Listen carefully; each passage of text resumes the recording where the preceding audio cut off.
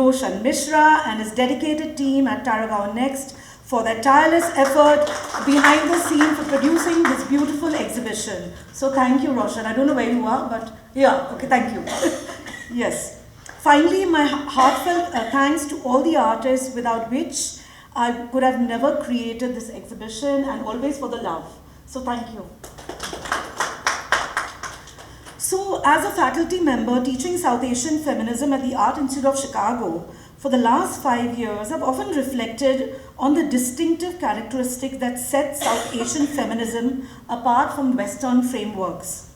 South Asia, encompassing India, Pakistan, Bangladesh, Nepal, Sri Lanka, Afghanistan and Bhutan, have a shared history of colonial oppression, diverse religious traditions and entrenched patriarchal systems. Notably, Nepal and Bhutan stand out as the only country in the region that were never colonized. Yet they too grapple with deeply ingrained gender inequalities. So why Nepal? Why are we doing the show here? So the choice of Kathmandu as the venue for this exhibition is both symbolic and strategic.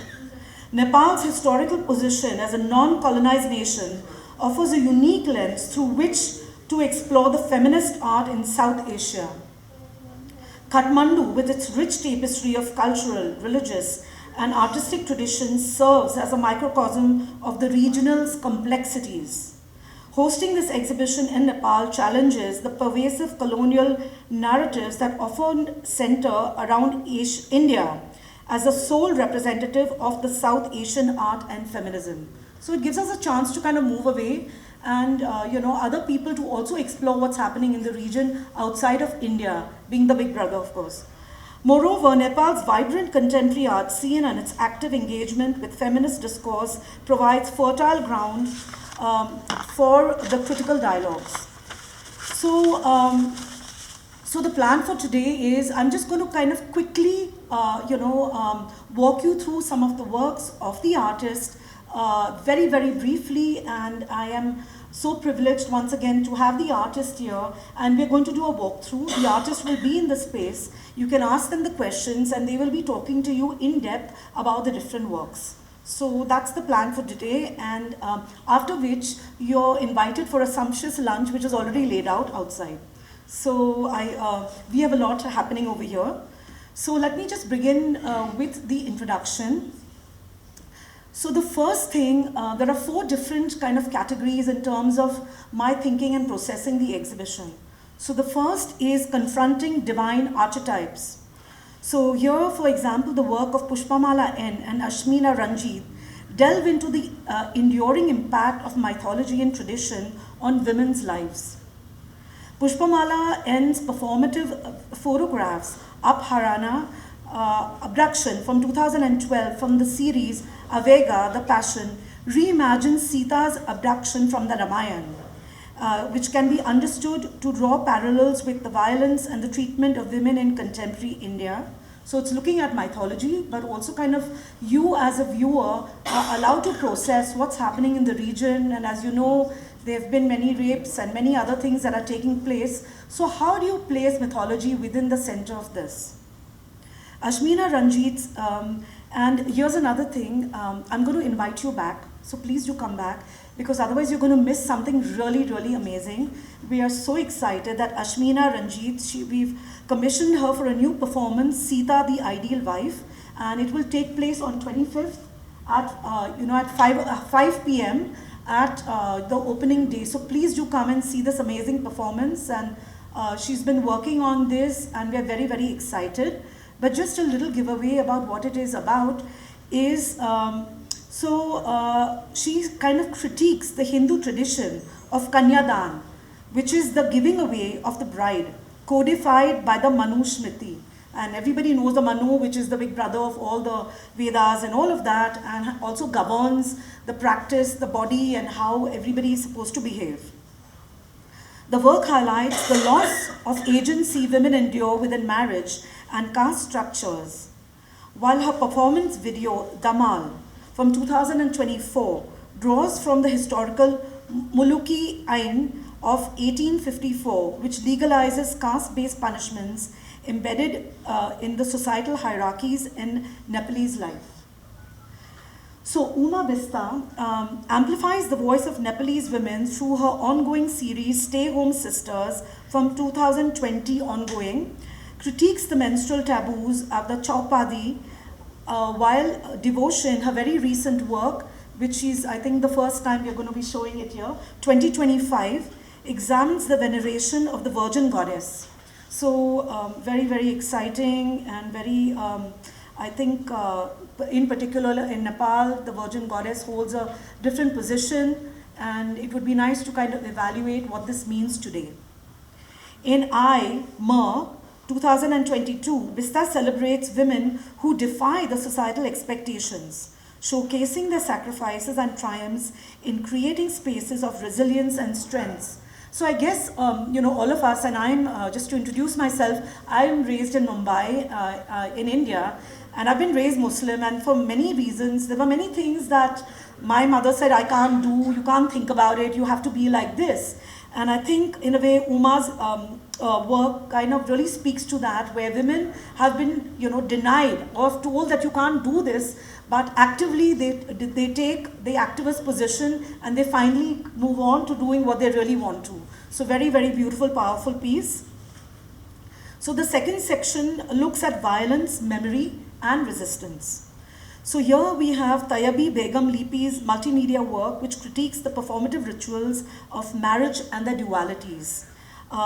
In her two works, which are specially commissioned for the museum, I Wed Myself from, I beg your pardon, in her video, I Wed Myself from 2010, Lipi subverts traditional gender roles by embodying both bride and groom, interrogating societal paradoxes around marriage. So her recent works, which she has made for this exhibition, Wedlock 2024, and Garland of the Wedding, utilize safety pins and razor blades as a metaphor for the duality of marriage, its potential for connection and its capacity for control that could possibly also lead to harm and violence.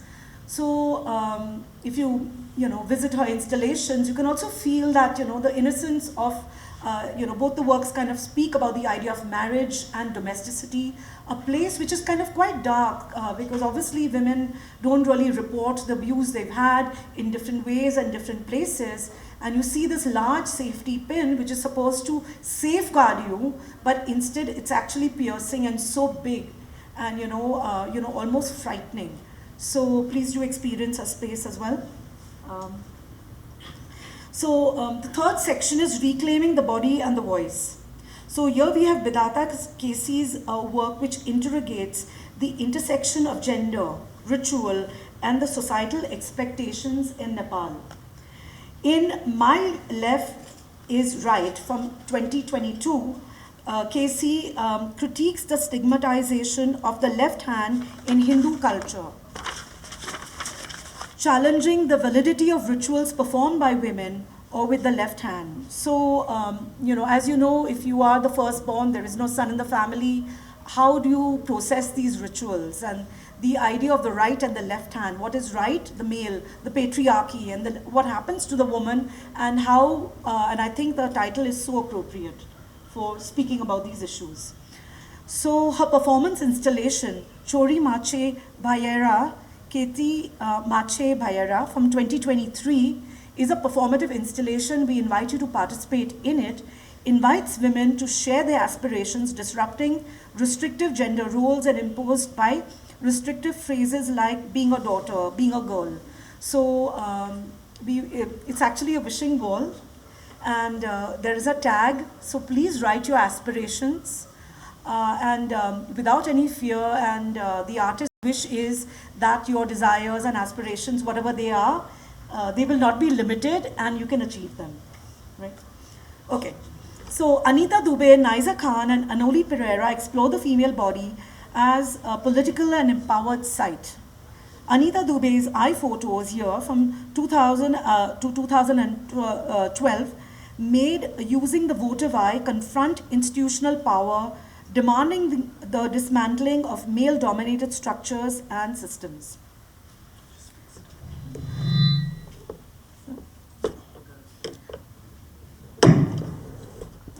Who don't know what a votive votive eye is. So these are eyes that Anita has used, which are found objects, which in particular are found outside the temple in Nathdwara. So they're actually the eyes of God. And Anita has been using this in her installation for some time.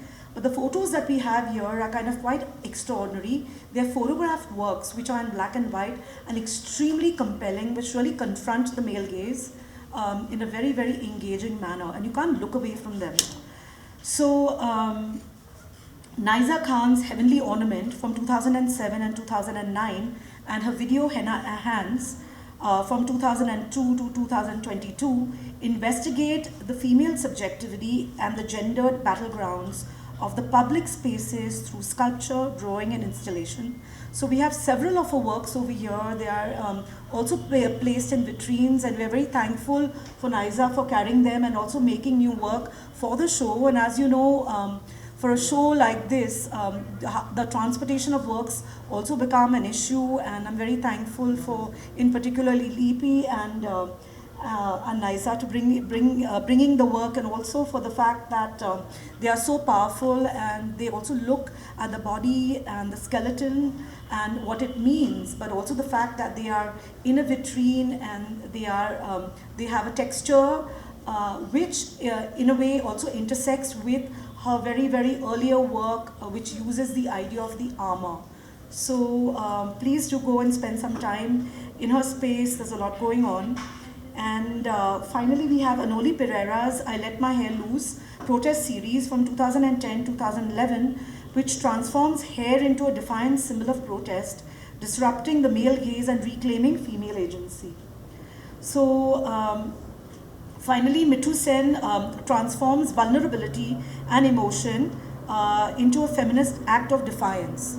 Her installation, Who Will Write the History of Tears, very recently put together, 2025, which comprises 2 videos, For Dead, as in the E is in the bracket, For Dead, and Ephemeral Affair from 2006, reframe tears and scars as gestures of resilience, breaking hierarchical gender silences, meditating on embodied emotions as site of resistance. The installation evokes a room of silent kalazomia.